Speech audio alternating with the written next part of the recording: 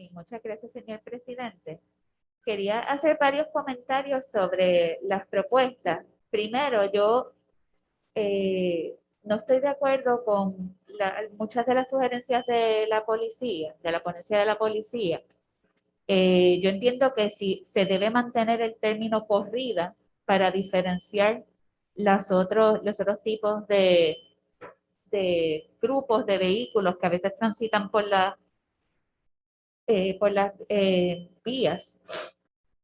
No estoy de acuerdo en que se sustituya el término por concentración de vehículos de motor. Es muy amplio y podría traer unos problemas en términos de carácter constitucional y de limitaciones a la libertad de expresión. Eh, yo no sé, ¿verdad? Como yo conozco a Ángel Matos hace poco, eh, no sé si usted ha hecho querellas en la policía, en los cuarteles de la policía, pero yo tengo mucha experiencia yendo a los cuarteles de la policía por arrestados, pero también para presentar querellas. Y me parece que si hay un trámite digital con el DTOP sería mucho más fácil porque presentar una querella en la policía para un caso de violencia doméstica, para un caso de abuso policíaco, para un caso de violaciones de la ley de vida silvestre, eh, coge horas, horas. Así que cualquier persona que vaya a hacer una notificación de una actividad donde hay una corrida o lo que sea, tiene que sacar medio día para terminar esa gestión. Y eso lo digo por experiencia, porque me ha pasado a mí en términos de erradicar querella.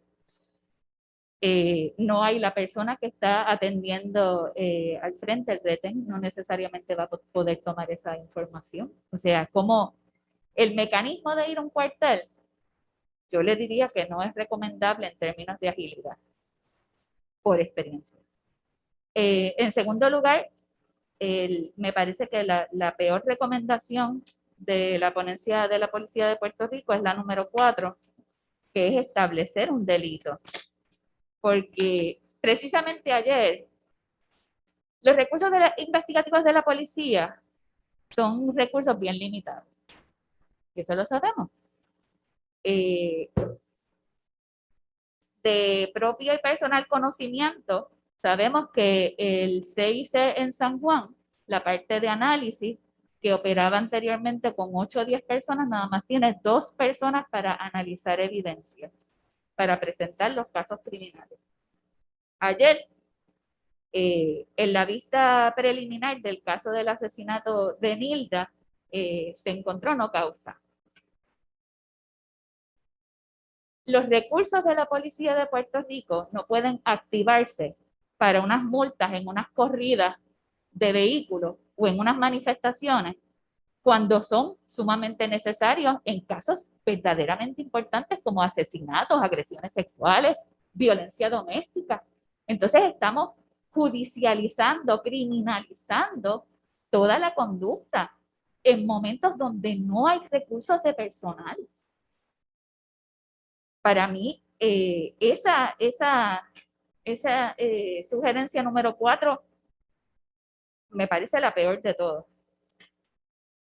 Por esas razones que le acabo de decir, vamos a estar desviando recursos de la policía para asuntos que son, vamos a llamarle, un mal menor social en comparación con reforzar los recursos de la policía en los asuntos verdaderamente importantes.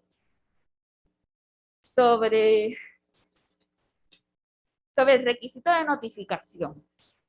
Yo entiendo y estoy de acuerdo con la postura del DITOP en términos de que eso ya está eh, regulado de manera suficiente para el tipo de conducta que representa esto. Yo sé que es una molestia, ¿verdad? A veces uno tiene prisa y hay un funeral, pero yo quiero ver el policía que se pare a darle un ticket o a intervenir con una procesión fúnebre.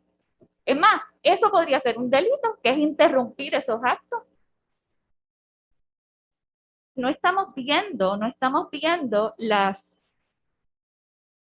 había un concepto que es la prudencia judicial cuando se quiere resolver un asunto, una controversia jurídica, y es ver que sea lo menos amplia posible, porque en el momento en que uno hace esa determinación, pensando que va a resolver el problema de las corridas de motora en la avenida Isla, pero entonces eso tiene unas ramificaciones que si no se evalúan cautelosamente, pues pueden tener pueden ocasionar unos problemas mayores. Yo veo las procesiones fúnebres, las expresiones, la libertad de expresión, incluyendo la libertad de expresión religiosa, que también estaría eh, limitada, incluso vulnerada por algunas de estas disposiciones. Yo quiero saber si las caravanas del Partido Popular y de los demás partidos también van a estar sujetas a este tipo de reglamentación. Y yo creo que hay unas estrategias mucho más efectivas que tienen que ver con la educación cívica, con las campañas educativas, de cómo podemos disfrutar de actividades, de corridas, de lo que sea, eh, tomando en consideración cómo eso puede afectar a las demás personas que transitan por las vías públicas. Y es una cuestión de aprender civismo, aprender cómo nos comportamos. En el caso de la protesta, por definición, es distinto, porque el propósito de la protesta es incomodar y crear una disrupción en la cotidianidad. Así que precisamente no se le puede pedir orden a una estrategia que lo que quiere es romper con el orden para llamar la atención sobre una situación. Sobre la convocatoria eh, del 15 de octubre, por ejemplo, no habría quien va a notificar. Eso es una convocatoria espontánea. Yo no sé quién convocó. Nadie sabe quién convocó. Es una experiencia que hemos tenido cada vez más, que las convocatorias son convocatorias espontáneas, véase el verano de 2019. Así que esa es una instancia irregulable, o sea, no hay manera de captar eso. Es, yo creo que deberíamos invertir los recursos en campañas educativas que no solamente atiendan el asunto de las caravanas, y quizá lo que trae la policía es importante, que no es lo mismo una carretera que tiene 2 o 3 carriles que una carretera que es un solo carril. Hay una diferencia y uno podría entender esa distinción. Pero hay otros asuntos, ¿verdad?, que me han traído aquí ahora mismo. El asunto de las cabalgatas de caballos. Entonces los caballos no tienen tablillas. ¿Cómo tú regulas eso también? Hay unas disposiciones, entiendo también. Pero, pero la cuestión de judicializar, de criminalizar, de penalizar, para mí no es una estrategia viable. Me parece que entiendo cuál es la preocupación del compañero Ángel Matos. A veces ocurre este tipo de expresión de grupos. Me parece que hay una diferencia entre, por ejemplo, las organizaciones que están aquí, Pro Comunidad Biker, Ministerio Motorizado, ¿verdad? Estos grupos que están acá, pues son grupos organizados que tienen unas estructuras lo más seguro directivas, etcétera, versus los grupos que yo entiendo que son los grupos a los cuales se dirige este proyecto de ley, que son los grupos que precisamente no están organizados o que tienen esas convocatorias más de tipo espontáneo, que no van a tener ni la disciplina de ir al cuartel de la policía a notificar nada, porque ni siquiera saben que va a ocurrir la actividad con 72 horas de anticipación. Es un día como que vamos para la calle y pues vamos para la calle. Salió y se dio la actividad. Así que el propósito de la medida de atender estos grupos a los cuales yo creo que está dirigida la medida, no va a funcionar con estas disposiciones.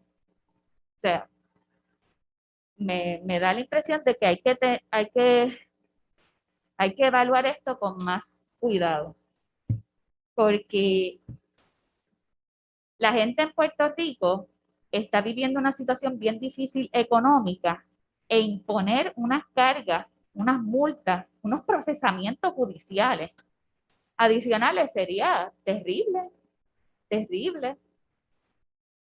El,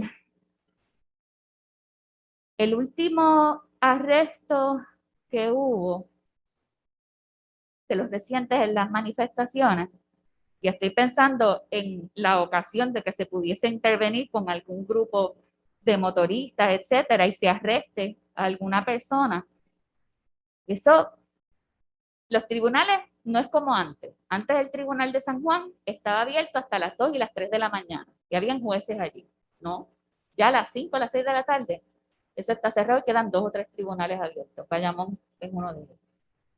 Eso quiere decir que una persona, por estar corriendo motora sin haber notificado a la policía eh, con anticipación, pues puede dormir esa noche en la cárcel. Y es totalmente desproporcional que una persona por correr motora vaya a dormir en la cárcel y esté enfrentando un procesamiento judicial, tenga que contratar un abogado criminalista, tenga que ir a regla 6 en alzada, vista preliminar en alzada y juicio, por un asunto que, mirándolo en comparación con otros, no tiene suficiente fuerza, es desproporcional.